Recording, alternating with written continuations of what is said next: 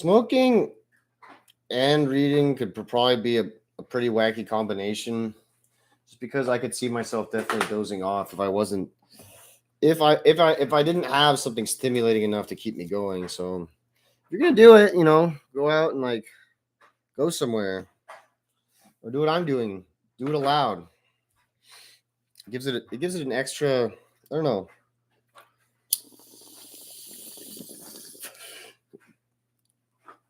Makes it a little more fun. Without further ado, let's get going. We were shut up in the control tower, 24 of us, in that horrid room for the next 6 hours, while pressure suited repair teams brought in heavy machinery to clamp and weld a solid plate over the breaches. No one said anything the whole time, just the odd muttered whisper to themselves. When we get back down to the shuttle bay, there is nothing to mark the death that had taken place only a half an hour earlier. Everything has been swept out into space. Every loose machine, every corpse, every living man, every spent shell, every piece of debris, all blown to the stars. Only the scorch marks from the explosions show that there was any fighting at all. As we walked back to the holding cell, I caught snippets of conversation between the guardsmen, who I note had different names from those who have escorted us for nearly the past 3 years. Our regulars must have been in the launching bay. The Eldar attack was unerringly accurate.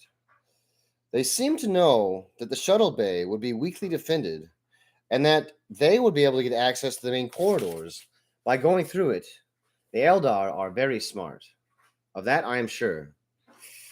But this feat of planning seems unlikely even for me, or for them.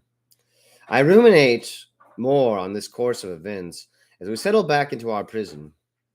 Nobody says anything at all. The massive open space seems even emptier than the loss of 20 men would suggest. I've never seen this before. For that matter, I've never felt this way myself about the other last chancers. We all expect to die. We learned that after the first battle. It's only 20 men out of 4,000. So what's the big deal this time? It's because they didn't stand a chance. That's what we're here for. Our last chance. If we fight well, we survive. If we fight poorly, we die. It's that brutally simple. It's like the law of the downhive. The strongest survive. The weak are killed and eaten. That reminds me again of the colonel's comments about our convicts not being good enough. There is something going on, and I'm almost there, but I can't quite fit the pieces. My thoughts veer back to the deadman that started the train of thought. This time, though, there was no last chance. They were just in the wrong place at the wrong time, and we killed them. The other last chancers and I turned that wheel and blew the doors. We killed our own comrades, and that's treachery of the highest order. The Eldar pirates left us no option, left the colonel no option, but to blow out our fellow soldiers into the heavens. None of us wants to think about that. None of us likes to think that we're the lowest of soldiers, the basest of creatures, a killer of comrades, a cold-blooded traitor. Except one of us. Perhaps. One of us has done it before. One of us could do this sort of thing, betray us to monstrous aliens, betray his fellow men. A man who has had his punishment forestalled for a long time. A man who doesn't share an ounce of common humanity that even the most crazed psychopath in the last chancers may feel. A man who tried to kill me in my sleep for standing up to him. A man who has slinked, skulked, and slithered his way through life. A slimy sumptoad of the worst order. I feel myself filling with righteous anger. I've held off from this moment for so long, but as I dwell on what happened in the launch bay, my fury at the colonel suddenly returns, but this time directed elsewhere, more focused and backed up by 3 years of loathing and hatred. I almost hear something in my brain snap. Never again, I whisper to myself, and a few others nearby look up at me, their faces worried when they catch the look in my eye. Fueled by a sudden ire, I slash the floor of the cell, looking for Rollis. I see him on his own, in his usual place, sitting down with his back against the wall. Trust him survive when better men die. His eyes are closed, his head drooping against his chest. He gives a startled cry as I grab the front of his shirt and haul him to his feet, slamming him back against the bulkhead, with the ring of his head against the metal. Cage! He sputters, wise open. Get the frag off me! You treacherous bastard! I hiss back at him, grabbing his throat in one hand and forcing his head back. You sold us out. You betrayed us to the Eldar. What's this? Asks Lauren from behind me, and I glance around to see that everybody is gathered around us. He's a traitor, Lynx speaks up, pushing through the throng to stand next to me. That was with Eldar as well. I haven't done anything, gasped Rollis, switching out of my grip and pushing me back a step. He was a comms operator, continues Gappo, eyes fixed on the traitor scum. Deliberately transmitted unciphered orders, letting the alien know where our troops were moving. He got his whole company killed in an ambush. Everyone except him. See, seems a bit strange, doesn't it? Lori then steps forward, a puzzled look on her pretty face. How the hell did he tell them anything this time, she asks. Everyone is quiet for a moment, trying to work it out. I know, wheezes Franks ominously. He was driving one of the chimeras on the dropship while the assault boats closed. Was still inside while we were battering it down. Could have used the onboard transceiver. Good for 50 kilometers. Plenty of time to send a quick message to his alien accomplices. This is so fragging crazy! Rollis spits at us, sneering contempt. You're all deluded! There was an angry growl from some of the men. As we absorb this theory, I realize I'm among them. I see Sloveni's face exploding in blood against the side of the shuttle again, and something inside me snaps. Without a thought, I grab Rollis by both shoulders and ram my knee into his groin. He gives a choked cry and tries to pitch sideways, but my grip is too tight. I butt him between the eyes, my forehead crashing into the bridge of his nose with a crunch of shattered cartilage. I step back, panting with anger, but let go of him. He stands there swaying, stunned from the blows, blood trickling across his lips and down his chin. You stupid bastard!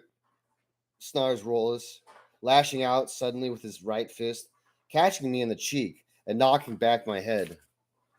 He staggers forward a step and raises his other hand, but I react quicker than he can strike, jabbing the fingertips of my right hand into his reddened throat, driving them into his windpipe. As he doubles over, gasping for breath, I grab his greasy hair and smash my knee into his face. In a flash of blood red, I can see Sloveni's face again, exploding, slowed down in my mind's eye. I see bodies and men tossed in the air like discarded ration packets. I ram my knee into his stomach again and again, over and over, crushing his ribs to pulp with a repeated hammering until he vomits a gout of blood over my fatigues. But I can't stop. I keep getting flashes of those men sucked in the darkness, blood turning to thousands of sparkling crystals in the freezing void. I claw my left hand and rake it down his face, punching the fingers into his eye sockets. It's then that I realize that I'm not the only one beating him. Fists and teeth are punching in from all around, pummeling this way and that, driving him to the floor. I stagger back as the others force their way into the fray. All I can see is Rollis, writhing under a storm of kicks and stamping boots. A thin trickle of blood eases out between Cronin's legs, and he stands over Rollis, hands on his hips, watching the man's bleeding to death. And they smote the enemies of the Emperor with a righteous fury, for they knew that they were doing his work, the insane lieutenant says, a vicious grin on his face, his eyes lit with madness. He plunges his teeth into the man's fat cheek, sending droplets of blood splash into the air. Another fury of blows descends on the treater, accompanied by the crack of breaking bones. There's not a sound from Rollis, not even a hoarse breath. It's then that everyone realizes that it's all over. Without another spoken word, everyone disperses, each making their way back to their regular spots. I look at the broken, battered corpse of Rollis, and I feel nothing. No hate anymore, no contempt. I don't feel sorry either. He was a total bastard, and whether or not he betrayed us to the Eldar, he had this coming for a long time.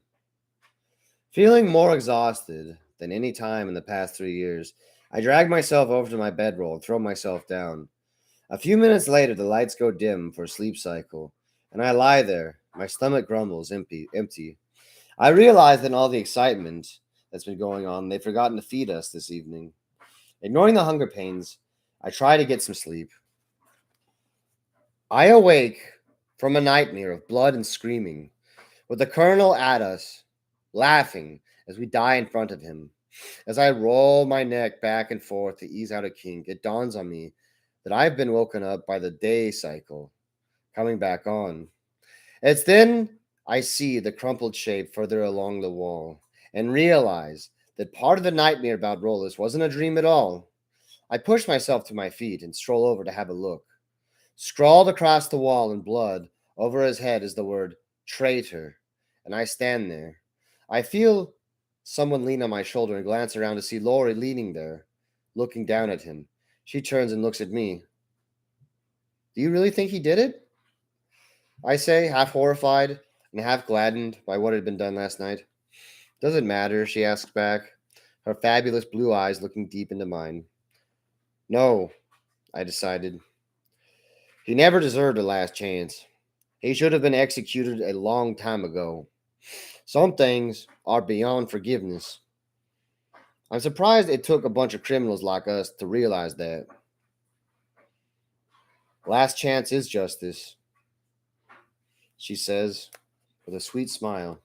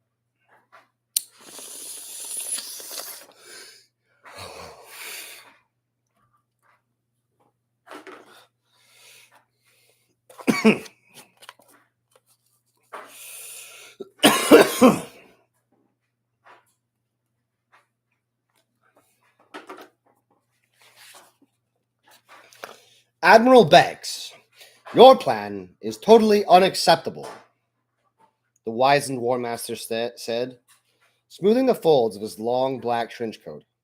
It is impossible to reduce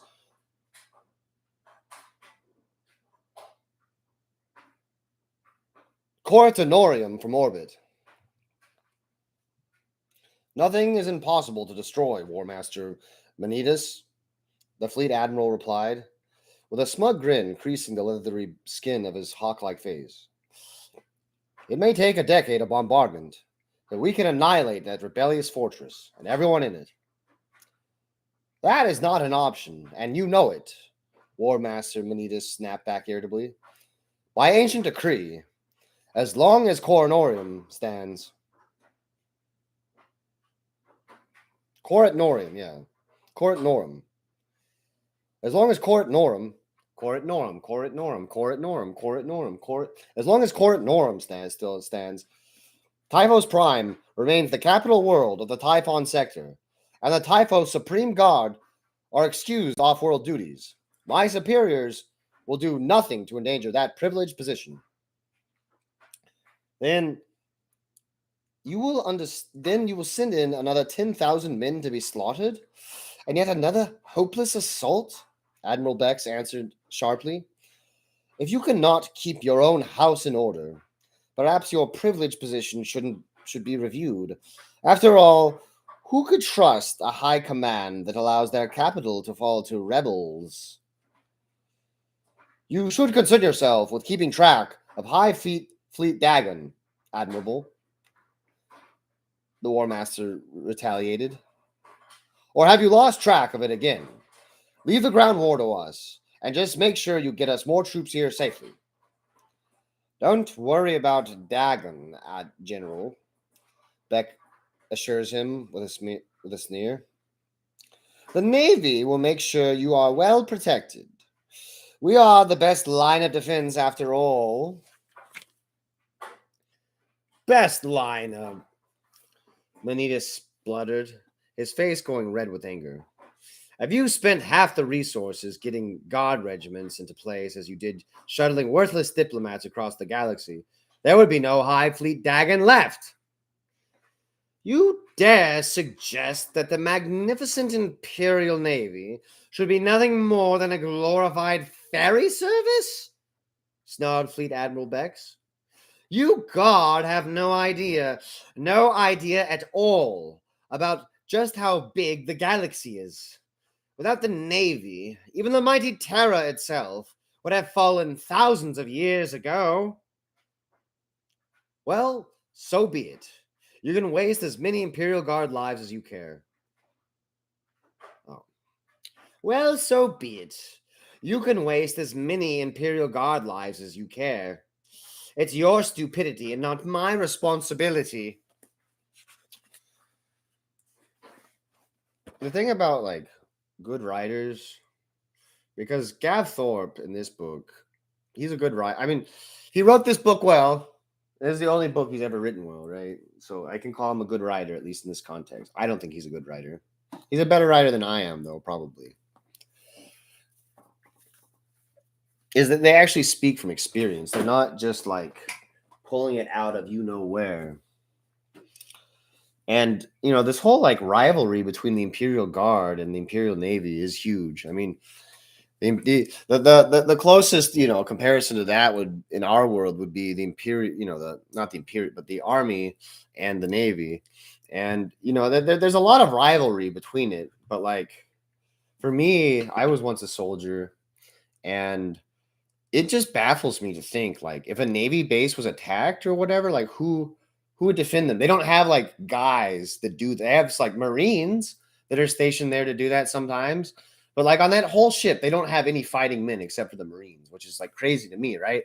But at the same time, I don't even matter without them, you know. So it's all you know, it's all one great ecosystem. The Marines are cool, right? I mean, everyone loves the Marines. They're awesome dress uniform. They get to have the coolest dress uniform, right? They get to have the coolest one because I guess, you know, you could probably say they're the most badass, but that comes with a terrible price. That they get trained to run into the bullets. Okay. I get trained to hide from the bullets and shoot back when I can. All right. So it's important. Look, as a civilian, it might be hard. And yeah, this is definitely cope. This is definitely cope for sure. But the Marines take it and the Army holds it. All right. Look, if the Marines took it and it didn't get held, what's the point of having it, right? Like, you can take out all the bad guys there, but they're going to come back unless you keep them out. So it all works. It all works. But everyone is necessary except for the Air Force. They just do random shit. Space Force, too. Air Force, no. Fuck the Air Force. The Air Force is Boy Scouts for men. That's what they every time I saw an airman, you know what they did? They fucking smiled. They had a fucking smile on their face. That was weird. That was so weird. Why are these people? I mean, I found a reason to smile But they all were smiling. All the time. Weird.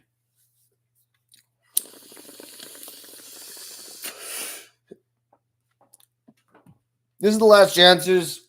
I like this book a lot. Like I said, it's Gav Thorpe's one hit wonder. It's been through quite a spell, as you can see. It's been on many adventures.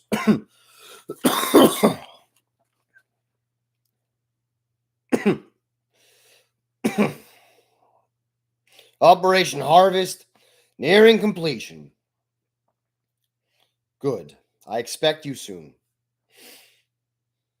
I can see for about 5 meters in front of me. Then my vision is blocked by the swilling snow. I pull the hood of my winter coat tighter around my face, with heavily gloved hands, trudging slowly but steadily through the knee-deep snow. It seems our chimeras are useless down here after all. The locals use a transport built from a chimera chassis on top of a set of skis and driven by a giant turbofan engine. It's only a kilometer or two's march from the heated landing pad to the entrance of Ellipson Station, where we're joining up with the other Penal Legion, but I'm exhausted by my effort. From Epsilon Station, we're marching to hold a mountain pass against the Orcs, more than 50 kilometers from where we are at the moment. We're not expected to survive. We're just here to buy time for the defenders to organize. 2 stations have already been overwhelmed by the Greenskins' attacks, and we're being thrown in the way to stall their advance. The going isn't too difficult. It's downhill along the valley to the main entrance of the station. Just ahead of me, the black of his coat almost obscured by the swirling flurries, the colonel pushes past his way through the snowdrifts.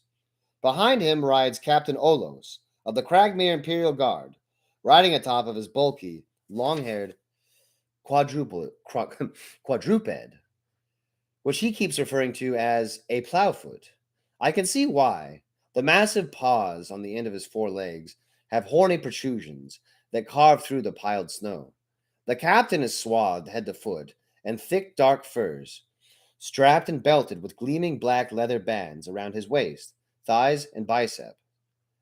He leans over in the saddle up from the plowfoot's high back to talk to the colonel, and I push myself forwards a little quicker to hear what they're saying. I've just sent one of my men on ahead to tell Epsilon that we're almost there, Olos yells against the fierce wind. His face is hard worn by constant patrols in the harsh conditions. The skin tanned, heavy, and thick from constant exposure to the freezing environment. How far is it? The colonel shouts back, cupping a hand to his mouth to be heard over the howling gale. He's wearing his thick black dress coat, a heavy scarf wrapped around his chin and cap. About 500 meters, the captain replies loudly. Half an hour's march at this pace. Why send a rider? Why not let them know by comms message? I ask from behind them, jabbing a thumb over my shoulder at the rider on my left, who is wearing a bulky comm set on his back. It's the storm season, Olos bellows back. The southern polar regions kick up some weird element that fritzes comms transmissions over any distance greater than about 200 meters. Every station has an astro telepath to communicate with relay satellites in orbit. In the summer, it isn't so bad, but the timing of the Orc invasion couldn't have come worse for us. Someone else shuffles up behind me, and I glance over to see Lauren, his face pale, almost blue with cold, peering out of his fur-lined hood. Like the rest of us, he's wearing the long, dun-colored coat we were given when the shuttle touched down. He cradles his lasgun with bulky mitts fashioned from the same material. Why the hell would anyone want to live in this place? He demands, teeth clattering. Olos jabs a finger down the ground a couple times. Anacidium 90, he tells us with a grin. There's millions of tons of Anacidium ore beneath the rock. What's so damn useful about Anacidium 90? I ask, wondering what would be so important that 3 million people would live in such an inhospitable environment. It produces a catalyst agent used in plasma reactors, he says, pulling a plasma pistol from his holster along his snow colored coat. It's one of the most stable ignition elements for plasma weapons, for a start. They say a plasma gun made with Kragmir and Sidium only has 45% malfunction rate. You seem you seem very comfortable talking to convicted criminals, the colonel remarks. I can't see his face, but I expect he's giving the captain one of his sternest looks. They are serving their punishment? The captain asks, pushing the plasma pistol back where it came from. Yes, the colonel answers after a moment's thought. They are atoning for their sins. Then they're all right by me, Orlo says with a laugh. It's the criminals wandering around unconvicted and unpunished that worry me. At the moment, we're so shafted by the orcs, I'm happy for any help we can get. You you think that 22 men can make a difference? Lauren asks, pulling himself free from a particularly deep drift. Last time Kragmir was attacked was about 7 years ago, he tells us. 10 men held the main gate of Gamma Station for 6 days against the Corsairs. And the right situation, 10 men are better than 1,000. I'll take your word for it, I hear Lorne mutter as he drops back behind us. A few dozen men are working in the entrance chamber when we pass through the large double gates of the station. Half of them stop what they're doing to look at us. There's one thing that annoys me more than anything else. It's the stairs. I don't know why, call it irrational if you like, but why is everyone so emperor damned curious when we're around? Okay, so having the last chancers on your doorstep isn't an everyday occurrence. But do I gawp like some sloping browed idiot when I see anything I haven't seen before? Of course I don't. I mean, I've got some self respect. Our reputation seems to precede us more and more these days. I'm not sure if that makes the colonel happy or annoyed. On one hand, the more people hear about us, the greater our deterrent value. On the other hand, more people are seeing us just a bit like heroes. And he certainly doesn't want your average guardsman to think that this is some kind of glamorous career move. They'd be damn stupid if they do. Personally, I don't give a frag either way, as long as they don't stare at me like some kind of freak show. Even inside the walls of Obsidian Station, hewn from the bare rock of the mountains, it's cold. Damn cold. Outside, they say, you'll freeze in 5 minutes without a proper suit. I damn well believe it too. My toes are still numb from the short trek from the landing pad at the top of the valley. We're resting up here tonight and heading off in the morning. As I lead the men to the part of the barracks the colonel's requisitioned for us, Franks falls in beside me. Planet's gonna kill me, Gage, he says somberly, gloved hands clumsily unfastening the toggles down on the front of his heavy winter coat. If false hope didn't get you, this place is a walk in the plaza, I reassured him. False hope might get me yet, he says with a grimace. Cold is playing havoc with my chest. Can hardly breathe. You'll survive, I say with feeling. It's what you're good at. Maybe, he admits, looking unconvinced. Just a matter of time before we're all dead. If the weather doesn't kill me, the orcs might. How long can we keep surviving? As long as we want to, I tell him, empathetically, gripping his shoulder. Look, my philosophy is that if you give up, you've had it. You need something to hang on to. Me, it's the colonel. Every time I see him, I convince myself again He's not going to get me killed. I don't want to give him the pleasure. It's worked me up so far. You believe him about our chance at redemption? Asks Franks, hopefully. It ain't what I believe that matters, I tell him with a shrug. It's what you believe that's important. We deal with it in our own way. Lynx Creek thinks that if we can just survive this battle, he'll be able to return and reclaim his barony and get revenge on his enemies. Cronin's gone mental, but he thinks he's the voice of the Emperor now, and that's what gets him through. Everyone's got their own thing. The ones who died just didn't believe it enough. If you want to fight for your soul, that's fine by me.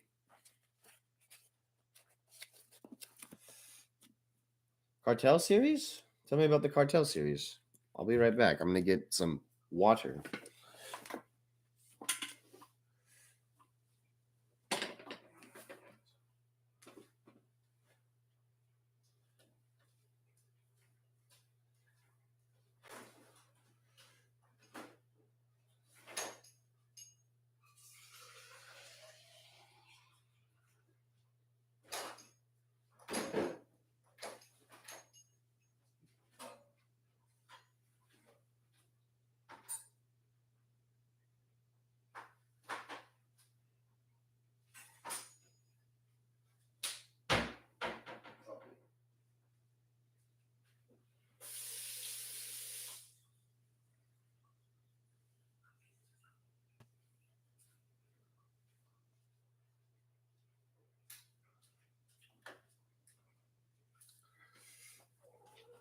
Water with just a little dash of lemon.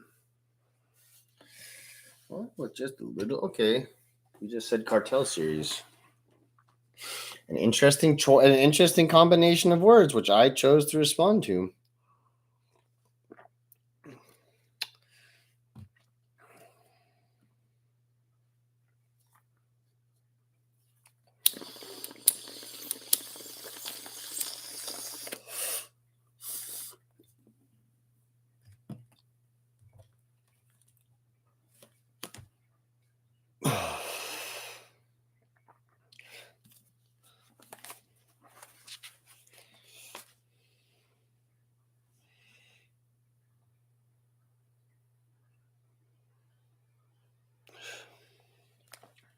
Emperor, you're bloody scalding me.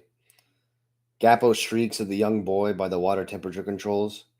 Steam rises from the massive pool, condensing in droplets and light blue tiles of the walls.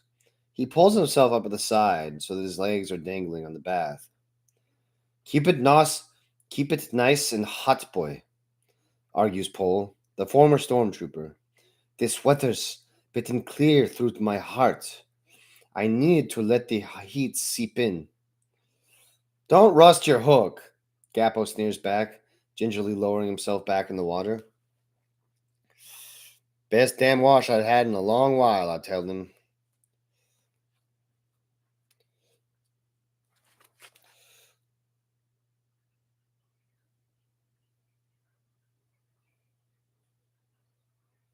Okay, I'm skipping the bath scene. I don't care. As we get further into the mountains, the weather gets worse, if you can believe it. The wind gusts so strongly at times. The only thing keeping me upright is that I'm standing thigh deep in snow. The going is really slow sometimes, so we have to force our way up a ridge or slope. They're expecting the orcs to reach the pass we'll be defending in about 5 days, and we've got to cover more than 45 kilometers in that time. Not only that, we've got to bring all of our camp equipment with us.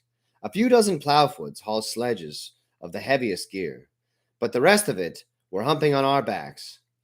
I've never been so bone tired before in my life. The past 2 nights, I've just collapsed in my bedroll and fallen asleep almost straight away. At least we're getting some fresh food. Roasted snow ox, Cragmerian plowweed, and other such basics. It's a good wholesome stuff. The colonel realizes that we wouldn't be able to carry on in these conditions on a bowl of protein slop a day. The worst problem is the broken monotony. You can march the unbroken. The worst problem is the broken monotony? I think he meant to say the unbroken monotony. You can march for a day, for an hour or two, happily getting into your stride and letting your mind wander away from all this crap so that you don't notice the biting cold or the continuous aches in your spine and the backs of your legs.